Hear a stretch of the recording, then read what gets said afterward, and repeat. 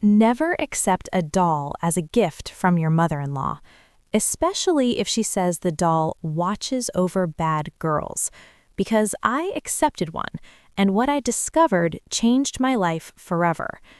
My name is Anna. I'm 32 years old, and this is the story of how an old doll revealed the darkest side of my mother-in-law. It sounds like something from a horror movie, but I swear all of this happened to me, and I have proof, literally recorded. It all started 6 months ago. My mother-in-law, Mrs. Marisa, showed up at my house with an old cardboard box. Inside was a porcelain doll that looked like it came straight out of the 1950s. Blonde hair with perfect curls, a pink dress full of lace, and those blue glass eyes that follow you when you walk around the room. You know that type of doll that nobody wants to have in their bedroom at night? Exactly that one. My daughter, Sophie, had just turned 5 years old. She's everything to me, a sweet, calm girl who loves to draw and play with her dolls.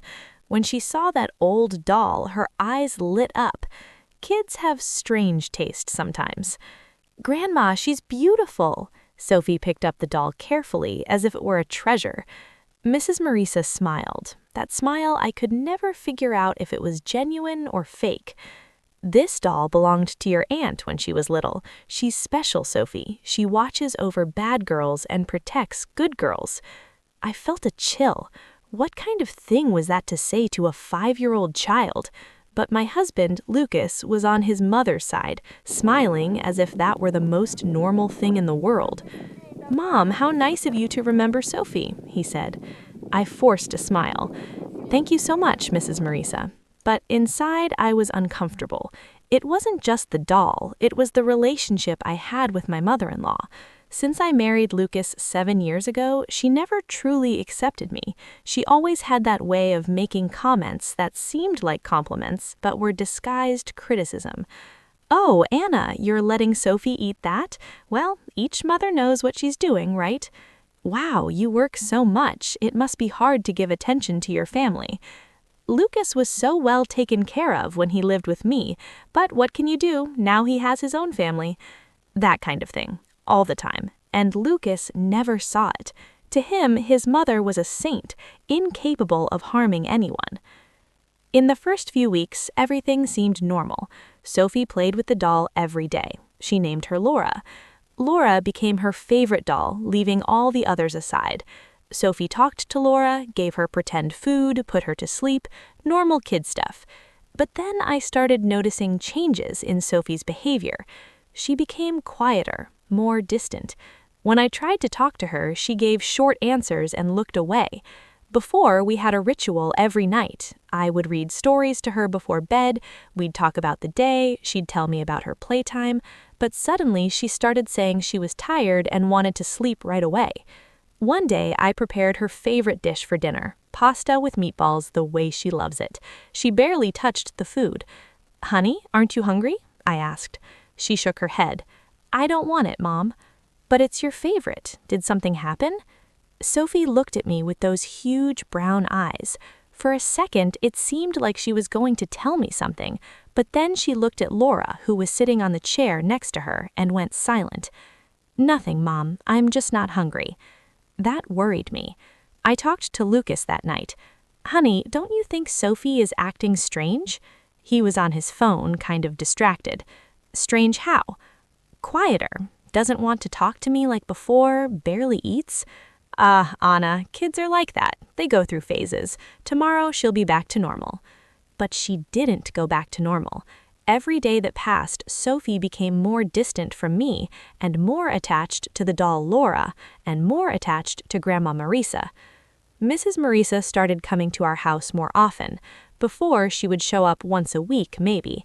Now it was every other day, and always with gifts for Sophie. Chocolates, toys, new clothes, and Sophie was thrilled with Grandma. But with me? Nothing. I was treated with indifference. One day, I tried to play with her in her room. "Sophie, do you want to draw with me? We can make those drawings you like." "No, Mom, I want to play alone." "Alone? But Mommy can play with you." "I said I want to be alone." She yelled at me. For the first time in her life, my daughter yelled at me. I was paralyzed. Sophie had never done that. She saw my expression and her eyes filled with tears. "Sorry, Mom," she said quietly and hugged the doll Laura tightly. That night, I couldn't sleep.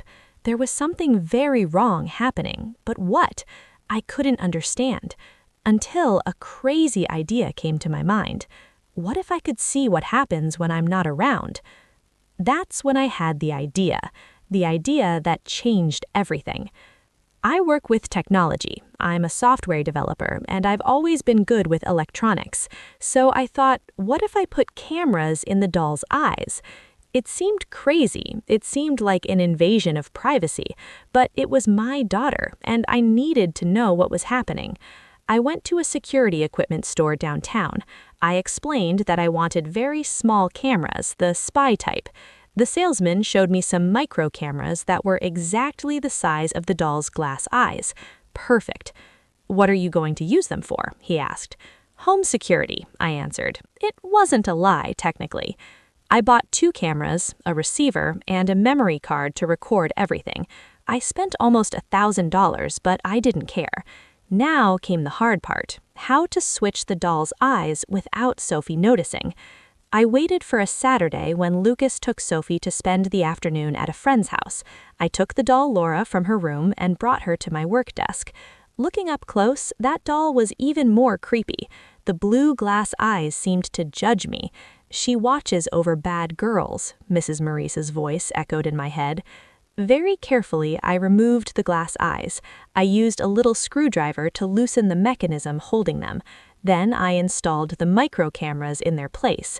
They fit perfectly. From the outside, they looked exactly like the original eyes. Nobody would notice the difference. I tested the cameras. They worked perfectly. I configured them to record continuously and save everything to the memory card. The battery would last about 8 hours before needing to recharge. I put Laura back in Sophie's room, exactly where she was. My heart was racing. I felt guilty, but at the same time, I needed to do this. The first few days of recording didn't show anything major. Sophie playing alone in her room, talking to the doll, normal things. But I recharged the cameras every night when Sophie was asleep and watched the recordings the next day when I was home alone. It was on the 4th day that I saw something that made my hair stand on end. Mrs. Marisa had come to visit. I was in the kitchen making coffee for her. Sophie was in her room playing, or at least that's what I thought. When I watched the recording that night, I saw the truth. Mrs. Marisa entered Sophie's room. She closed the door behind her. That was already strange. Why close the door? "Hello, Sophie, my beautiful granddaughter," she said with that sweet voice she always used with the girl. "Hi, Grandma. Are you playing with Laura? That's good. She's a very special doll, remember?" "I remember, Grandma. She watches over bad girls." "That's right. And do you know who the bad girls are, Sophie?" My heart froze. What was she doing? Sophie shook her head. "No, Grandma." Mrs. Marisa sat on the bed next to my daughter. She took the doll Laura and kept looking at her. "Bad girls are those who don't obey the people who truly love you. Do you know who truly loves you?" I held my breath. She wasn't going to do what I thought she was going to do. "Who, Grandma?" Sophie asked, innocent. "Me, your father, your real family. But there are people who don't truly love you." I held my breath again. "Who, Grandma?" Sophie asked, innocent. "Your mother, Sophie. Your mother doesn't truly love you." Tears filled my eyes. I couldn't believe what I was hearing. "But Mommy said she loves me," Sophie said, confused. "She says that, but it's a lie. Look, you see how she's always busy, how she never has time for you? That's because she doesn't care about you, not really. She cares more about her work, about her things. But me, Sophie, I always have time for you. I will always truly love you." "Mommy doesn't love me?" Sophie's voice was trembling. "Not like I love you, my dear. But don't be sad. You have Grandma and Daddy. We truly love you. And Laura protects you too. She will protect you from your mother."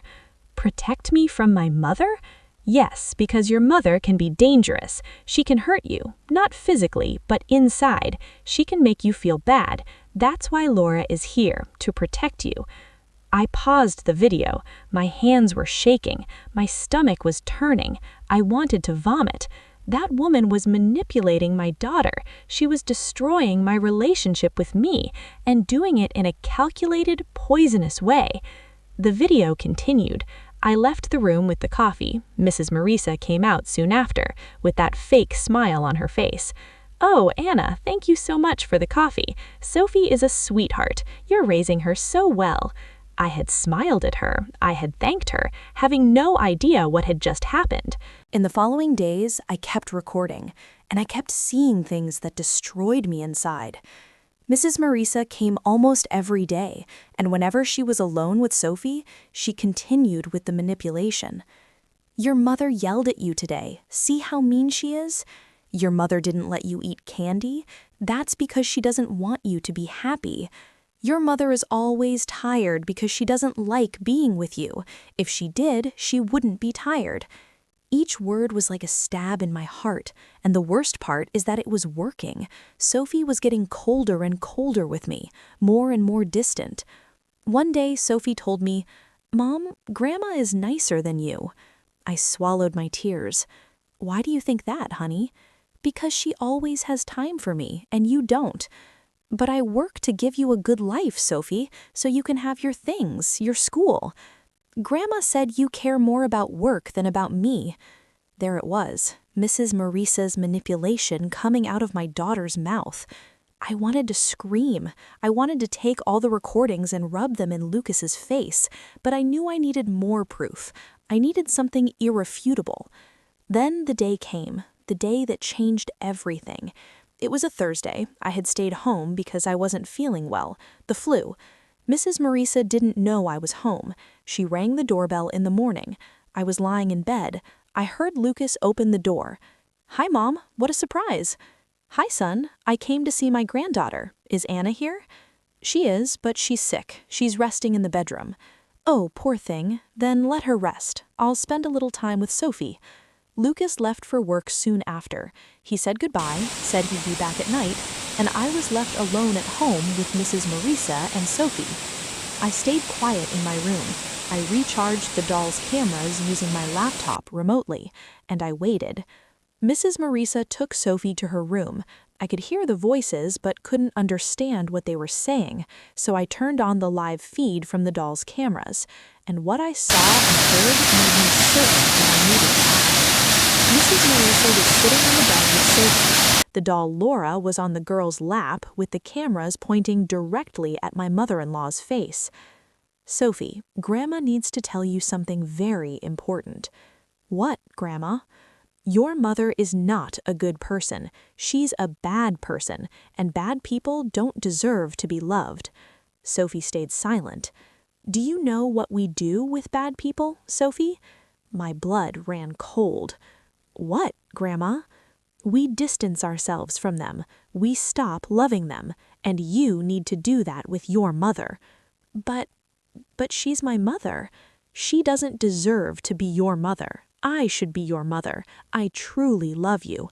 And one day, when you're older, you'll live with me, away from her, and it will be just me, you, and Daddy, like a real family. I got up from the bed. My whole body was shaking, with anger, with sadness, with disbelief. I opened Sophie's bedroom door.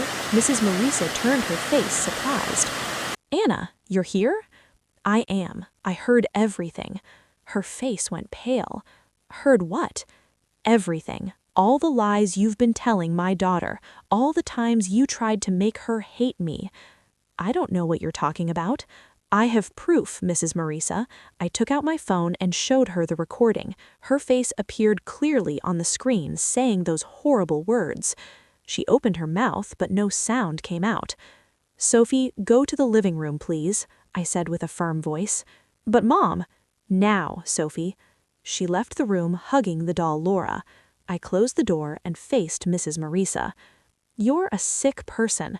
How can you do this to a child, to your own granddaughter?"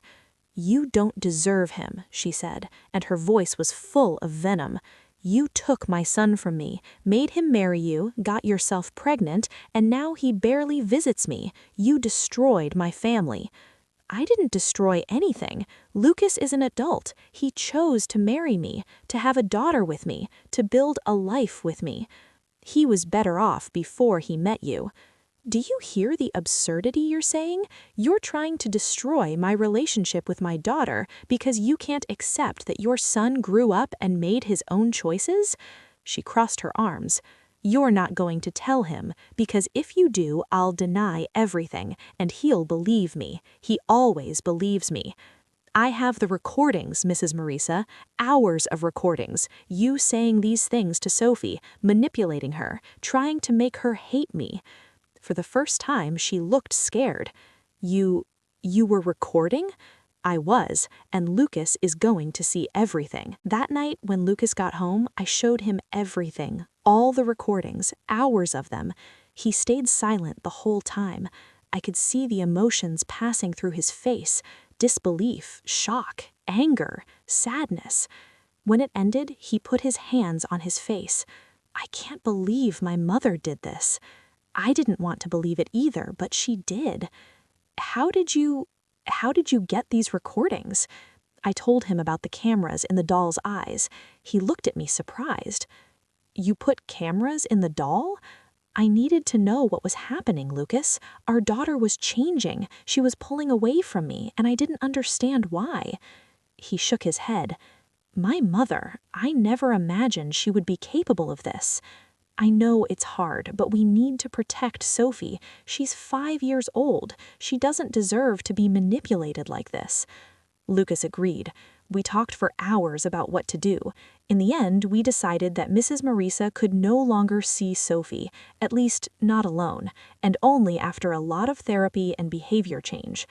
The next day, Lucas confronted his mother. She tried to deny everything, said I invented the recordings, that it was fake technology, that I was lying. But Lucas didn't believe her. For the first time in his life, he chose to support me instead of defending his mother. Mrs. Marisa left our house screaming, saying we were ungrateful, that she only wanted what was best for her granddaughter, that we were the ones pushing her away from the family. But the truth was in the recordings, and the truth was cruel. We started therapy with Sophie. A child psychologist helped her understand what had happened, that the things Grandma had said weren't true, that I loved her, that I always loved her, and being busy with work didn't mean not having time for her. It was a long process. Sophie had nightmares. There were days she still treated me with coldness, but gradually the sweet girl I knew started coming back. As for the doll Laura, I removed the cameras and stored her in a box in the attic. Sophie never asked for her again. I think deep down she associated that doll with the bad moments. Today, 6 months later, our life is better. Sophie trusts me again. We went back to having our nightly rituals. She tells me about her day, I read stories to her, and she sleeps peacefully knowing she is loved. Mrs. Marisa, she still has no contact with Sophie. Lucas talks to her sometimes, but made it clear that until she acknowledges what she did and seeks help, she won't be part of our daughter's life. She never admitted guilt, but the recordings don't lie. Sometimes I think, what if I hadn't switched that doll's eyes? What if I never discovered what was happening? My daughter would be completely turned against me today, and I wouldn't know why. That old doll, which was supposed to watch over bad girls, ended up watching the truly bad person in this story and saved my family. If this story impacted you, subscribe to the channel.